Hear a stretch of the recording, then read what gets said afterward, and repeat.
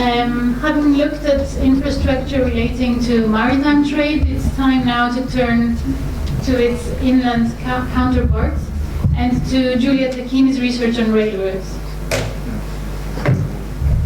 First of all, thank you very much for this amazing conference. It's a great pleasure to be here. So I will start explaining the title of my research.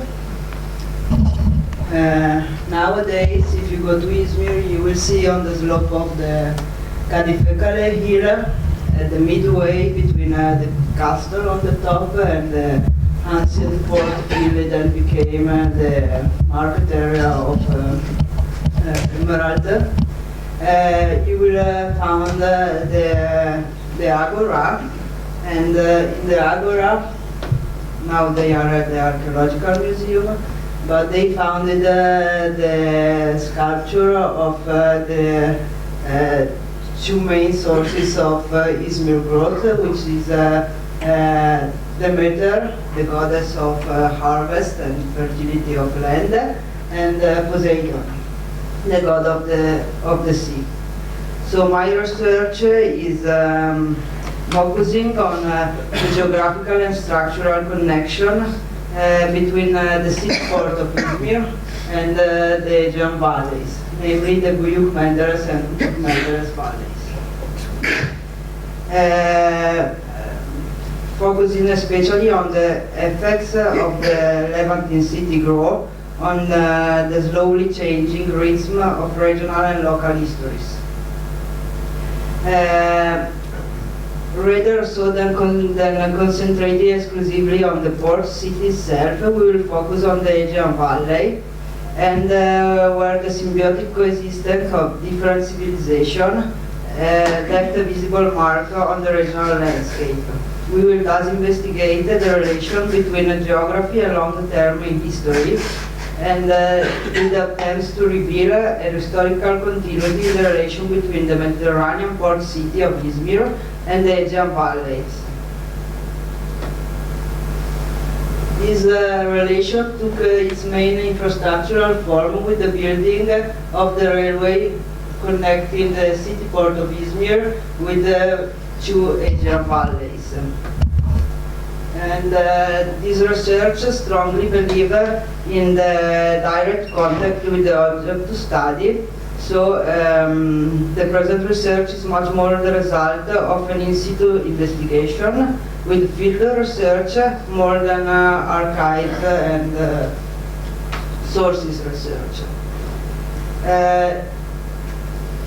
In this research, maps have been a main tools, and they have been built up superimposing different historical cartographical material with the data collected both from field research, both from archives, both from books and sources. In order to understand the Aegean landscape, we will put these sentences from Jackson, which describe the landscape as a composition of man-made or man-modified spaces to serve as infrastructure or background for our collective existence. We want at the same time forget the natural part of the landscape, and we will go back as well to the geological data of the landscape. And because we strongly believe in the connection between the geographical theater and the developing of the human landscape, especially in these valleys. Wherever we go in the contemporary landscape, we run across a series of signs. Often there is very little to see, but we have to understand that these ruins are a part of the cultural memory, our cultural memory, and the cultural memory of this region as well. And so we have to start to be able to read these pieces of histories. Thus, the main aim of this research is to bring out a living image from these dots of the past. They are present even if they are invisible, as the spring is present in February when the plants start to grow. As one travels down in the Kuchuk-Menderes or Buyuk-Menderes Valley, we will notice for sure the chromatic contrast between the valley itself, which is deep in green, and the brown of the hills. This valley is the result of a long human effort to build the valley itself, building canals and making healthy the surrounding of the settlement.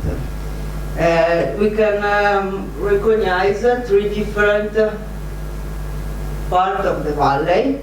The hills, which is under which the Menderes Massif is lying, and then the valley itself, which is deep in green, and which is filled with the deposits left by the river. And the nowadays landscape is the result of a long effort to drain the marshes, especially, and to make them productive with the agricultural, mainly production of Anatolia. And then we can recognize in between these two landscapes the Piedmont, which is the lowest part of the hills and is the best position for a human settlement. We can here easily see the village of Seljuk. And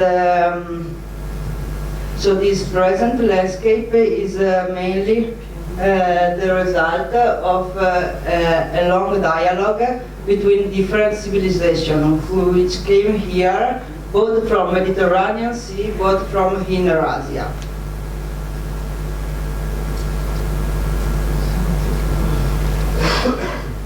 So moving to different altitude, different civilization left their marks on this landscape. Especially here came Ionian tribes, Greek tribes, who built up a landscape mainly built up of urban center and a Cora, so an agricultural area under the power of the different polies. And here is the example of Ephesus, and we can easily recognize here the temple of Artemis, which is the sign of the importance of agricultural land for the Greek polis. And the Byzantine Empire inherited this structure, and when the Turk pastoralist tribes came here, they already found this built environment. And they implanted here a civilization with no previous urban or agrarian tradition. So starting from the 11th century, the Greek inhabitants of the Aegean region start to get used to periodic visit of nomadic Turkmen clans, who were bringing their animals and their tent from the summer pasture on the steppes to the lower region of the coast, of the Aegean coast. And the dialogue between these two different civilizations build up what is the landscape that still visible today. And the nomadic Turkmen clans who came here, they also bring their camels, and with the camels they build up a system of roads, which are the caravan routes, which were followed later by the railway lines. Here we will see the example of Tyre, where the which was one of the main city on the caravan routes, and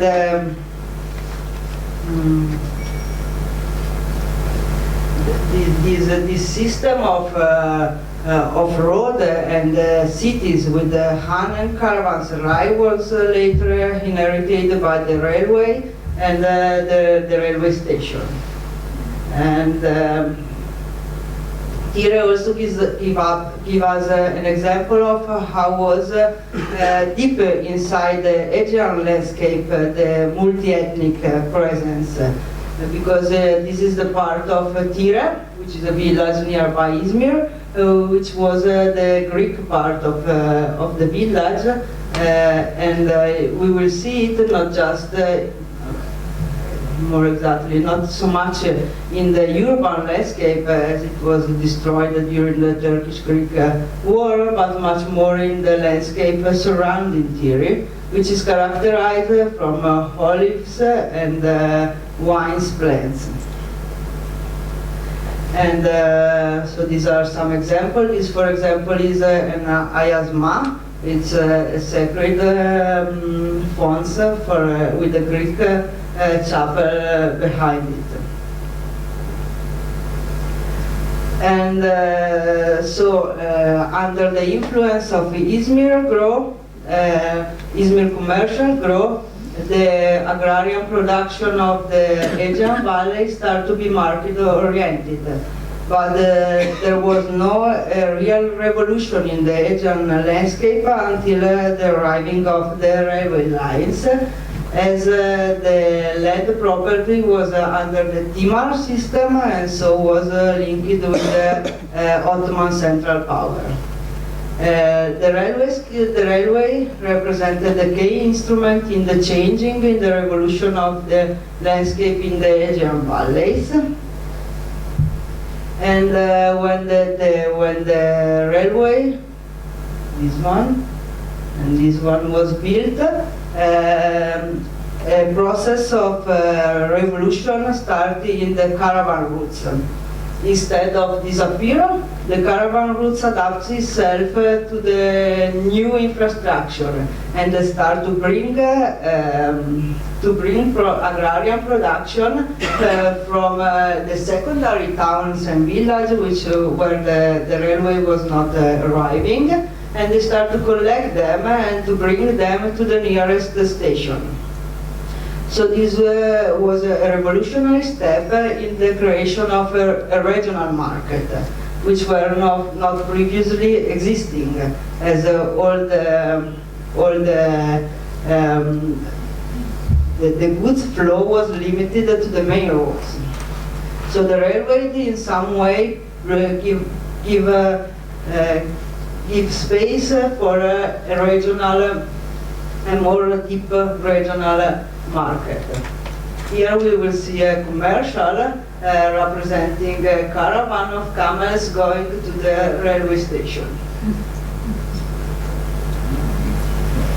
And at the same time, with the land law we saw yesterday, the foreign and especially the Britain started to buy pieces of land on the Aegean region, and they started to produce the goods that they want to sell in the city port. So they start to control, especially the British, they start to control the agrarian production of the Aegean region, from the cultivating till the selling in the city port. And these give way to the industrialization of the region, and deeply changing the landscape of the region itself. Not just implanting modern factories and modern technology, but also making larger the area for agricultural production, and so bringing to an end dialogue between the lower land and the hills we saw in the first part of the presentation, between hills for pastures and lower land for agricultural production. Here we will see at the same time, of course, the railway changed the process of urbanization of the Aegean valleys, and the villages were nearby the railway, and especially where the station was, started to grow up. Here we will see the Seljuk case. This was the village of Hagia Souk, the ancient Ephesus, and the today Seljuk, in the first part of the 20th century. 40. And here is the Seljuk today, the situation of Seljuk today. This is just one case, but most of the village along the railway line undergo the same process.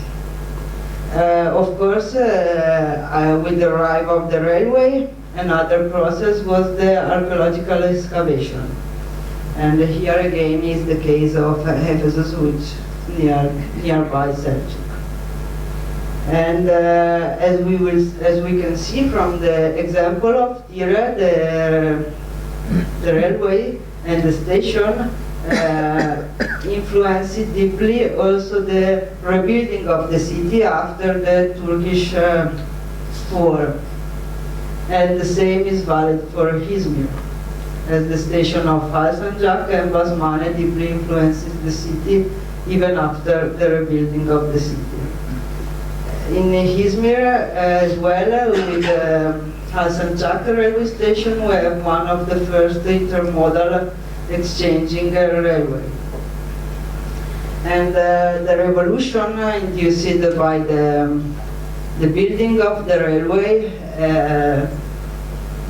clashed against the Turkey Republic construction, as the dialogue between the Izmir city port and the valley was in some way cut.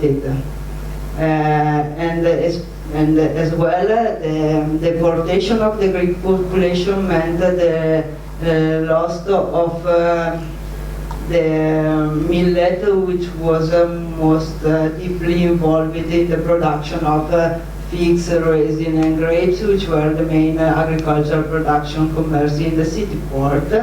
And here is a village nearby Tira, here where the Greek village was. There is the Turkish people, let's say Turkish people, Cretan people came from Creta, and they name this farm as a Cretan farm. So, and all this space we visited through this presentation give us an idea of what an object in the landscape can give us a deeper meaning of the landscape itself. And I like to quote this sentence from Jasper Jones as an object which speaks of the loss is not speaking so much about itself, but it speaks of something else.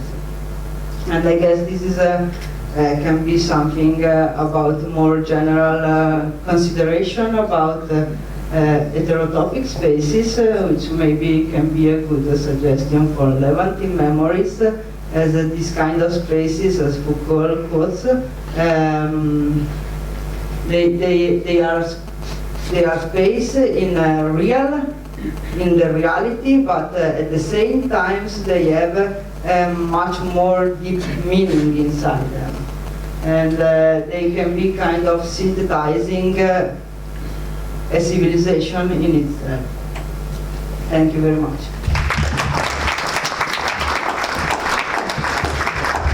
Thank you very much, Giulia, for this very exciting research. I really like this back and forth between natural and man-made landscape, and the adaptivity, the adaptation of caravan routes to railroads, a lot of new stuff there.